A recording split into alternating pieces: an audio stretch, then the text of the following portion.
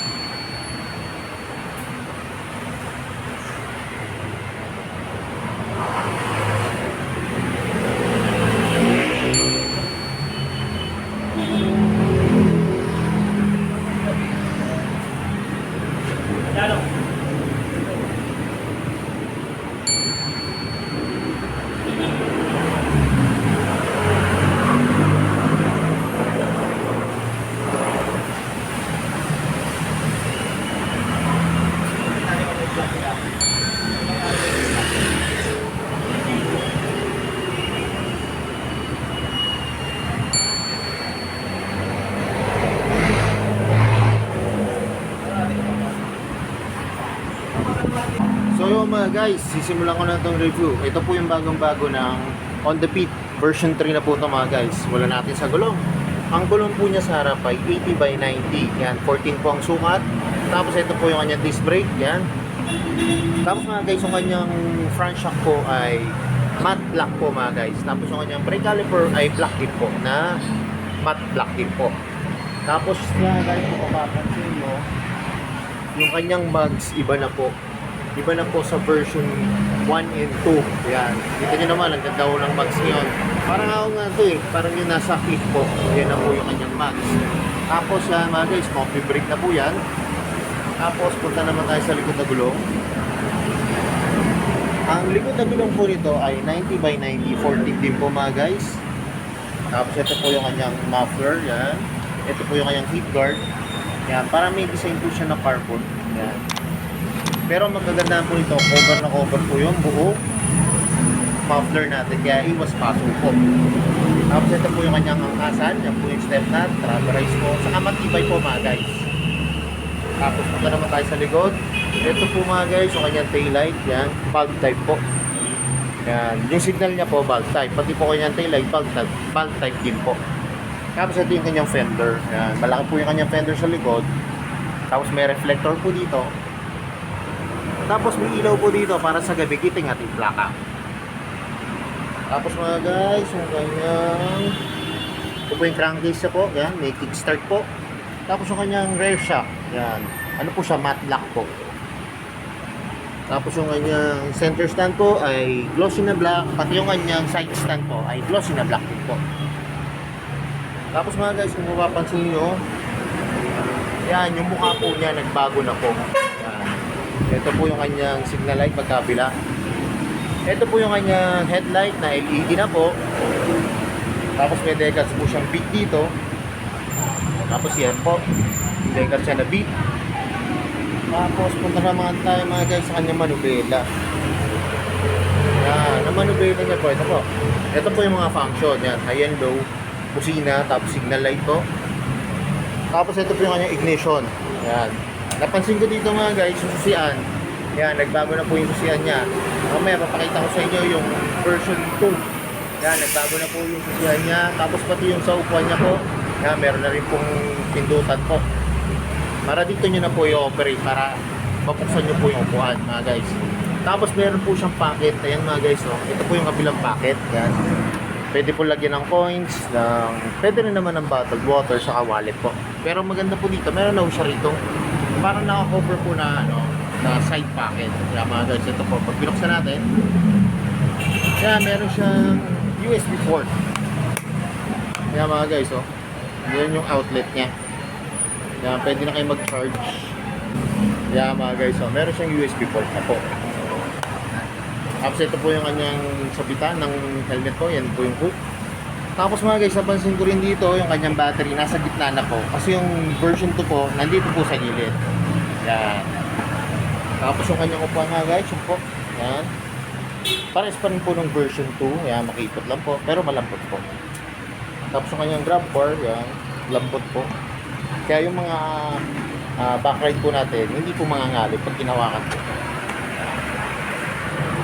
Tapos yung kanyang gauge panel po, yan. Yun pa rin po, merong analog, tapos digital po mga guys, yan. Yun po yung mga function niya. Yan. Tapos tignan natin, ang lambot po ng throttle. At yun po yung kanyang mga brake lever, yan. So yun mga guys, ito na yung inaabangan ko.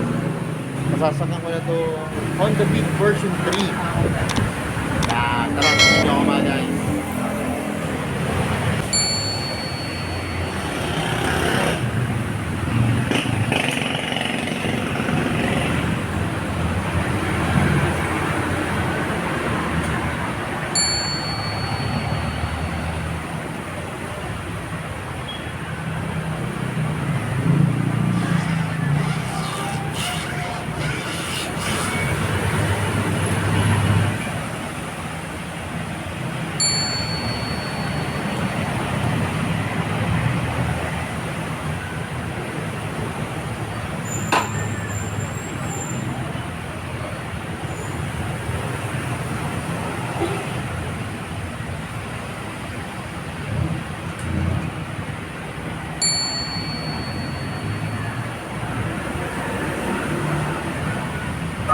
So mga guys, nakasakay na ako dito sa Honda Beat version 3. Kita nyo naman yung paa natin, ha? Maluwag po.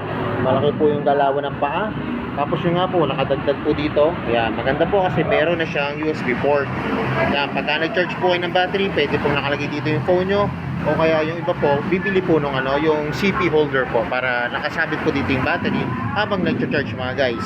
Tapos yung kanyang clearance naman po sa tuhod, yan mga guys. Lalo na po sa mga matatangkad na riders, yan, malayo naman po.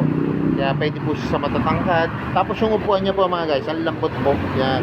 Masarap upuan, malambot po. Tapos kanina ko, kung makikita nyo, abot na abot ko po yung sahig. Yan. Kaya sa mga typical na rider na gaya ko, yung height po, hindi naman po masyadong katangadan. Maganda po to kasi po, abot na abot natin yung kalsada. Tapos mga guys, ito nga po, yung manubela niya, maganda po. Tapos yung mga function po, yan, madali lang naman po maintindihan. Yan lang po yung mga function niya. Tapos ignition na po dito. Tapos yung kanyang digital gauge panel, yan, may analog po, binago po. Dati po kasi mga guys, yung kanyang gauge panel nandito po, kung makikita nyo dito po sa tabi, yung nalipat po dito. Yan. Dito na po nila nilipat yung mga high and low na ilaw, yung sa fuel po, yan. Tapos yung sa engine po, yan, nandito na po. Dati po kasi nasa gilid, yan mga guys. So yun mga guys, alam ko ito na inaabangan nyo, magkano pa ngayon tong Honda Beat version 3. Yan. Tara, tignan natin yung price. So mga guys, dito po sa may Motor Trade, sa may National Highway, Barangay Platero, Binyang, Laguna po. Ito po, Beat 110 version 3 na po to. Ito po yung kanyang cash price, 75,919 pesos. Tapos pag kukunin nyo po siya ng installment, ang kanyang down payment po ay 4,500 pesos. Pagka po nakuha nyo na po siya ng installment for 3 years, bali ito po yung inyong babayaran, 3,612 pesos. Kaya mga guys, kung malapit lang po kayo dito sa may National Highway, Barangay Platero, Binyang, Laguna po, sa may Motor Trade, yan. Pasyalan nyo na po itong Honda Beat na to na version 3. Kulay ano po ito gray po siya. Yan. Pero alam ko po, mayroon pa po itong ibang kulay. Ang available lang po kasi ngayon dito ay kulay gray po. Kaya pasyalan nyo na po, lalo na po yung naghahanap ng scooter. Kasi maganda po ito sa mga beginner na scooter. Kasi nga, nakita nyo, maliit lang po siya. Mababaw lang po. Tapos yung function niya po sa manubela, yan. Konti lang po yung function, madali natin maintindihan. Tapos may safety feature pa po pala siya dito. Yan, sa brake lever.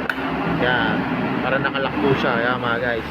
Yan, pasyalan nyo na po mga guys, para makita nyo na actual new look, para lalo nyo ma-appreciate. Kasi mas maganda na po to. Yan.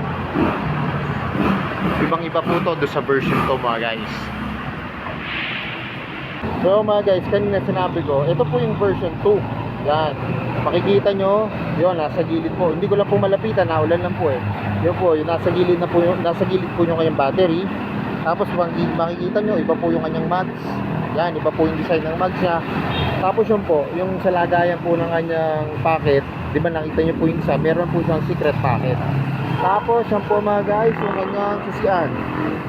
Yung sa tupo, dito nyo po siya bubuksan. Pero yung 3 po, dipindot na po siya doon. Pagka nabuksan nyo po yung susian, nandun na po yung pindutan niya para ma-open natin itong upuan. So yung mga guys, yun ang napansin ko, yun ang mga bago, saka yung decals niya. Yan, nagbago rin po yung decals niya. Tapos yung mukha. Yan, kung makikita nyo yung mukha, ito po yung mukha ng version 2. Yan mga guys, so. So yun mga guys, hanggang dito na lang. Kung hindi pa kayo nakasubscribe sa akin, please hit the notification bell para updated kayo sa aking mga videos. Salamat nga po pala dito na yung Motor Trade sa may National Highway, Barangay Platero, Binyang Laguna, at na-review po yung mga motor nyo. More says to come, at gaya na lagi sinasabi, ingat po lagi, ride safe always, and God bless po. Pa-like and share na rin po ng aking mga videos. Bye-bye!